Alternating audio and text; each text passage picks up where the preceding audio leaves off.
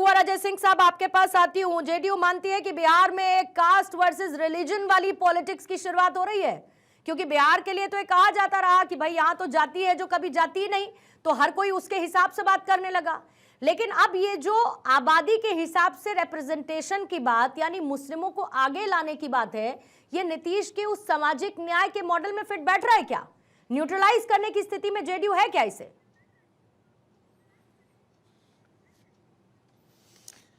पूर्णिमा जी, आप बिहार के चुनाव प्रचार में एक नया मॉडल देख रही हैं कि आरजेडी के पोस्टर से माननीय लालू जी का चेहरा गायब है।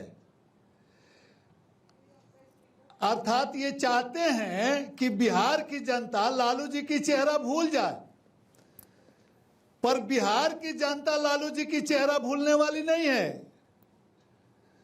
और रही बात मुस्लिम भाइयों की, तो मुस्लिम भाइयों, ये स्पष्ट तरीके से मुस्लिम भाइयों ने पहचान लिया है कि लालू जी हों या जो भी ये महागठबंधन के लोग हैं, चाहे वो तेजस्वी जी हों, राहुल जी हों, और 2.5% और 18% की इनकी जो भी लड़ाई रही हो, हम उसके पीछे नहीं जाएंगे। लेकिन इनके ढोल का पोल खुल गया है। अब मुस्लिम भाइयों के भी समझ में आ गया है। कल तक जो इनके लालटेन का तेल बने घूम रहा था, वो लालटेन को बुझाने के चक्कर में है। फिर भी ये हमारे राजद के साथी मुंगेरी लाल के हसीन सपने देख रहे हैं। बिहार में सरकार बनाने की मुख्यमंत्री और उप मुख्यमंत्री की भी चर्चा कर चुके हैं, जो कि बिहार की जनता बहुत पहले से कह चुकी है कि बाप नंबरी और बेटा 10 नंबरी, और 2G 3G और जीजाजी घोटाले के जिम्मेदार कांग्रेस। तो एक भोजपुरी में कहानी है कि सियरा वही है, वो पोंछ केवल रंगा है अपना, यानी पोंछ रंगौले बा।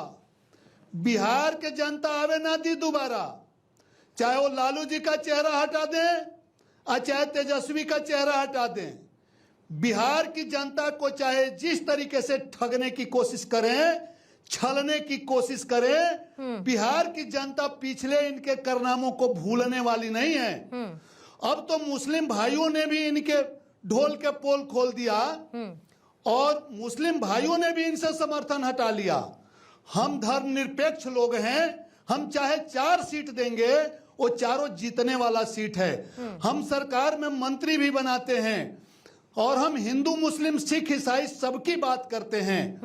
तो मुस्लिम भाइयों का जो भी इनकी प्रतिनिधित्व है, हम समुचित देते हैं और उनका आंख खुल गया है। अब एनडीए गठबंधन के खिलाफ ये लोग हमेशा जो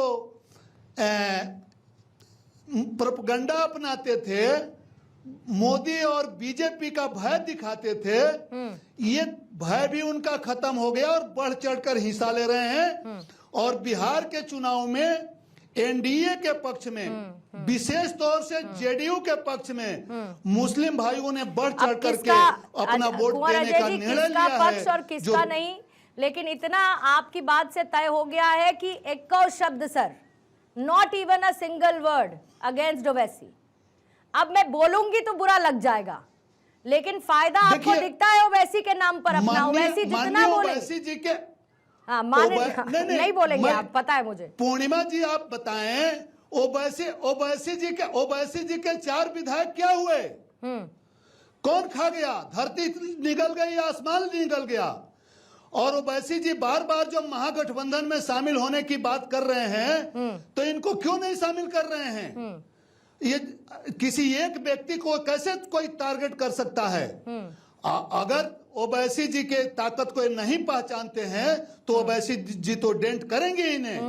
और अगर इन्हें जहां मुस्लिम का 10 वोट मिलना था, आज 3 वोट मिलकर के इसीलिए बार बार पूछा जाता है कुंवर अजय साहब, ये रिश्ता क्या कहलाता है? इसीलिए पूछा जाता है ये रिश्ता क्या कहलाता है ओवैसी जी के साथ, जो पीछे बैकडोर से होता है ना, इसीलिए पूछा जाता है। ठीक है सर्वेश जी, लोकतंत्र का रिश्ता है तो उसी लोकतंत्र के आधार पर एआईएमआईएम हिस्सेदारी की बात करती है सर। उसी लोकतंत्र आधारित वो कहती है कि भाई हिस्सेदारी तो दीजिए, रिप्रेजेंटेशन तो दीजिए। कब तक सिर्फ सीमित रखेंगे, कब तक पूरे जातीय गणित के हिसाब से चलते रहेंगे? ठीक है सर्वेश जी, मैं आपके पास आती हूँ। ठीक है सर, मैं सर्वेश जी आपके पास आती हूँ। सर्वेश जी, वो हिस्सा तो देना ही पड़ेगा। जो ओवैसी वर्सेस तेजस्वी के बीच जो बयानबाजी जिस तरीके की चल रही है, आपको वाकई में लगता है कि ये रिप्रेजेंटेशन की बहस है, या ये सीधे सीधे आपको सत्ता की दौड़ नजर आती है? और एट द एंड ओवैसी के इस तरीके के बयान क्या सिर्फ और सिर्फ बीजेपी और जेडीयू को फायदा पहुंचाते हुए पतली गली से निकल लेंगे? पूर्णिमा जी आपको नमस्कार। नमस्कार और माफी सर्वेश जी, मैं बहुत देर से आपके पास आ पाई हूं जी। देखिए पूर्णिमा जी, सबसे बड़ी बात है कि यहाँ पे ओवैसी हो या बाकी की कोई भी पार्टी हो, जब मुसलमानों की बात करती है तो उसमें ये नहीं कहती कि भैया यहाँ पे अशरफ इतने हैं बिहार में, अजलाफ इतने हैं और अरजाल इतने हैं। वहीं जब हिंदू की बात होती है, कहते हैं ना कि 17% मुसलमान है बिहार में, यानी कि वहां पे वो मुसलमानों को यूनाइट करके दिखाते हैं, लेकिन बाकी का जो 83% है इसमें जातियों में डिवाइड करते हैं। तो ये बिहार के लोगों की सबसे बड़ी जो कहिए ये विडंबना है, और उसके हर बिहारी को समझना पड़ेगा कि जो बटेंगे कटेंगे वाली बात वो यहाँ पे आनी चाहिए। क्यों जितने भी वोटर्स हैं उसको जातियों में आप बांट के दिखाते हो? आपने भी बीजेपी के प्रवक्ता से पूछा कि सवर्णों की पार्टी कही जाती है, भाई ये क्यों नहीं कहा जाता है कि ये हिंदुओं की पार्टी है? मुसलमान तो बीजेपी को वोट देता ही नहीं है, ये तो सर्वविदित है। रही बात ओवैसी जी को, मैं क्या कहती हूँ, वो तो खुद ही कहते हैं कि हम रखेंगे सवर्णों का रिप्रेजेंटेशन ज्यादा नहीं करेंगे पूर्णिमा जी। तो 4-5 जो विधायक जीते थे वो भी उसी एरिया से जीते जहां पे मुसलमान बहुल है। आप देख लीजिए किशनगंज का एरिया, 68% मुसलमान है वहां पे। ठीक है, वहां पे वो कोई कभी भी ओवैसी के मुंह से आपने सुना होगा कि ये अशरफ है, ये अल्जाल जो हमारे पिछड़ी जाति के मुसलमान है इनका प्रतिनिधित्व होना चाहिए, या अजलाफ जो है उसका प्रतिनिधित्व होना चाहिए, और फिर क्या बोलते हैं जो डेप्यूटी सीएम है पासमानदा मुसलमान को बना देना चाहिए? कभी नहीं सुना। वो एक संगठित मुसलमान की बात करते हैं, और इसमें कोई दो राय नहीं है।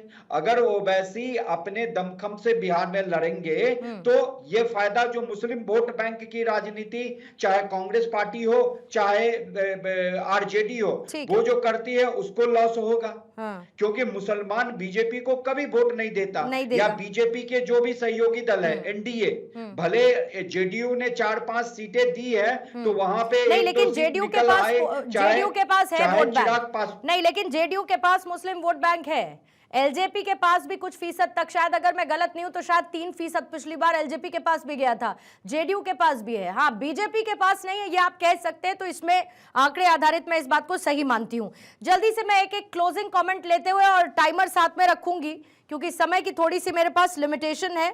शुरुआत श्याम कुमार जी आपके साथ कर रही हूँ, 30 सेकेंड्स का टाइमर रखते हुए कोशिश कीजिएगा सर 30 सेकेंड्स में वाइंड अप करने का अपनी बात को पूरा। देखिए, मुकेश सहनी जी की पार्टी को 2020 में आप जानते हैं किसने खत्म किया था, और क्या अगला नंबर जेडीयू का है? एक बात मैं आपको क्लियर कर दूं कि आपके डिबेट में तो एक चीज बहुत क्लियर हो रही थी, जिस तरह से आप विमर्श कर रही थी, 1-2 डिबेट और कर लीजिएगा तो बिहार में जो नई अवतरित पार्टियां आई हैं उनको एक संदेश जरूर दीजिएगा कि वो फ्रंट पर फाइट करें। बैकग्राउंड में जो फाइट करते हैं ना, जिसको आप बोलते हैं स्पॉइलर या B team and whatever, 2-3 party उभरी हुई हैं। तो मैं तो चाहूंगा पूर्णिमा जी 1-2 डिबेट और खोल कीजिए। सैनी साहब ने जो आपके साथ नेगोशिएशन किया जबरदस्त, उसमें आप कुछ नहीं कर पाए सर? नहीं, हम तो सबको भागीदारी उसमें आप कुछ नहीं कर पाए, उसमें आप कुछ नहीं कर पाए। सहनी साहब ने जितना नेगोशिएट करना था, जो चाहिए था, वो उन्होंने कर डाला, उसमें आप कुछ नहीं कर पाए। निकट आपके 30 सेकंड्स रख रही हूं। बहुत बहुत धन्यवाद पूर्णिमा जी। मैं तो ये कहूंगी कि ये जो असल मुद्दे हैं उन मुद्दों से भटकाने की राजनीति ये सारे बी टीम और ए टीम यानी भारतीय जनता पार्टी और ओवैसी जी की पार्टी लगातार करती आ रही है। क्यों नहीं बताते कि एक दिन में 10-10 हत्याएं बिहार में हो रही हैं? क्यों नहीं बताते कि एक दिन में 15-15 बलात्कार हो रहे हैं? क्यों नहीं बताते कि जो थाने हैं उसमें न्याय की जगह सिफारिशें चल रही हैं? क्यों नहीं बताते कि किस प्रकार भ्रष्टाचार का अड्डा बन चुका है बिहार की सरकार इस समय? चाहे जैसे मैंने कहा 1300 करोड़, चाहे हेल्थ विभाग में हो, चाहे एजुकेशन सेक्टर में इन्होंने 800 करोड़ के उपले बनाए हुए हो, चाहे इन्होंने सैनिटेशन कहते हैं कि हर घर टॉयलेट बनाया, 1600 करोड़ पड़े हुए अभी तक इन्होंने इस्तेमाल नहीं करे हैं, चाहे ये पीएम सड़क योजना की बात करें, बच्चे आज भी कीचड़ से गुजरकर स्कूल जा रहे हैं, उसमें भी 1100 करोड़ पड़े, ठीक है लेकिन आज तक भूपेंद्र कोई जी, काम नहीं हो रहा है, वो बिहार की जनता फिर का पवन जी सवाल है। फौरन उसके बाद आपके पास भूपेंद्र जी। अनम्यूट भूपेंद्र जी, अनम्यूट सर, अनम्यूट। ऐसा है पूर्णिमा जी, ये हमारी कांग्रेस के बहन जो है ना बहुत बोल रही है, ये तो आज तक 55 साल देश पर शासन किए, कुछ किए नहीं। और लालू जी हमारे जो है ना बिहार के रिसोर्सेज लूट लिए 15 साल 20 साल में, आप 15 साल केंद्र में धन्ना सेठ हो गए। तो भाई के बात में बजनिया के पूरी, अरे जदू वंश के तई है ये नहीं है लोग, इंडी गठबंधन के लोग तई मुसलमान भाई के क्या होगा रे भाई, ये तो सीन से ओकरो खून खींच करके जो है ना विश्व व्यापार करा के लोग राजा हो जाएगा, देश के रिसोर्स लूट लेगा। अरे भाई जदू वंश तो अब टूट गया भाई समीकरण, ठीक है सर। अब सब जो है ना तेजस्वी के फुटा ही नाव पर कोई चढ़ने नहीं जा रहा है। पूर्णिमा जी इस बात को ध्यान रखिए, 2025 में एनडीए की सम्मानित जनता जो है ना बिहार की सम्मानित जनता ने एनडीए को आपका वोट क्लोजिंग देकर कमेंट पवन जी, आपका क्लोजिंग श्रेणी में बढ़ने की मौका देगी, हाँ, तो बिहार की ठीक है, सम्मानित पवन जनता जी। देने जा रही है। पूर्णिमा साहिबा, अब बी टीम सी टीम ए टीम का जमाना हो गया है पुराना। कांग्रेस और आरजेडी को हमने एक मौका दिया कि अगर आपको फांसीवादी शक्तियों को रोकना है तो हमें शामिल करिए। इसका जिम्मेदार अगर भारतीय जनता पार्टी इस बार फिर से बिहार में सरकार बनाती है तो ये इंडी अलायंस की जिम्मेदारी होगी। मैं इंडी अलायंस को ब्लेम करता हूं कि उन्होंने फांसीवादी शक्तियों को बिहार में फिर से पनपने का मौका दिया, और इसके लिए कांग्रेस और आरजेडी जिम्मेदार है। ठीक है, जल्दी से 30 सेकंड अजय जी आपके लिए, फिर उसके बाद सर्वेश जी, फिर वाइंड अप करूंगी। कुंवर अजय जी। पूर्णिमा जी, बिहार की जनता ने मन बना लिया है कि बिहार को चहुमुखी विकास करने वाले माननीय नीतीश कुमार जो चारों तरफ से बिहार की विकास कर रहे हैं, चाहे वो स्टूडेंट क्रेडिट कार्ड हो, महिला सशक्तिकरण हो, जल नल हरियाली योजना हो, हर घर बिजली हो, ये 125 यूनिट फ्री हो, और बिहार से लालटेन युग समाप्त हो गया है, हर घर में बिजली जल रही है। तो आधुनिक बिहार के निर्माता नीतीश कुमार को बिहार की जनता 25 से 30 फिर से नीतीश करने जा रही है, और इसमें कुछ भी संदेह नहीं है। बिहार की जनता ने माननीय लालू जी के खिलाफ, तेजस्वी के खिलाफ महागठबंधन को निगलेक्ट कर दिया। सर्वेश जी जल्दी से। हाँ देखिए पूर्णिमा जी, आरजेडी की पार्टी कहती है लोकतांत्रिक पार्टी है, और अपने घर में अपने भाइयों को बाहर कर देती है। तेजस्वी बाहर करके उसको बाहर का रास्ता दिखा देता है। अपने माता पिता का, जो कि राष्ट्रीय अध्यक्ष है लालू यादव, वो पोस्टर से गायब कर देते हैं। तो ये डर सता रहा है कि वो जो चारा घोटाले का जो भूत है वो फिर खुलेगा और जनता समझ जाएगी। और बिहार की जनता जो युवा है वो कहते हैं बुझ गेल लालटेन, खत्म हो गेल तेल, नौमी फेल कभी ना बनत बिहार के मुख्यमंत्री। लेकिन इतना तय है कि हर बार रिप्रेजेंटेशन के नाम पर समाज को बांटने की जो कोशिश है वो लोकतंत्र का भविष्य तो नहीं हो सकती। कोई तो एक ऐसा नेतृत्व होना चाहिए जो इस गणित से ऊपर उठकर वाकई में सबको साथ लेकर चलने की बात करे। बहुत बहुत शुक्रिया आपका भूपेंद्र जी, निखत अब्बास, डॉक्टर श्याम कुमार जी, कुंवर अजय जी, डॉक्टर पवन राव अम्बेडकर और साथ ही सर्वेश जी, धन्यवाद दहाड़ में चर्चा का आज हिस्सा बनने के लिए।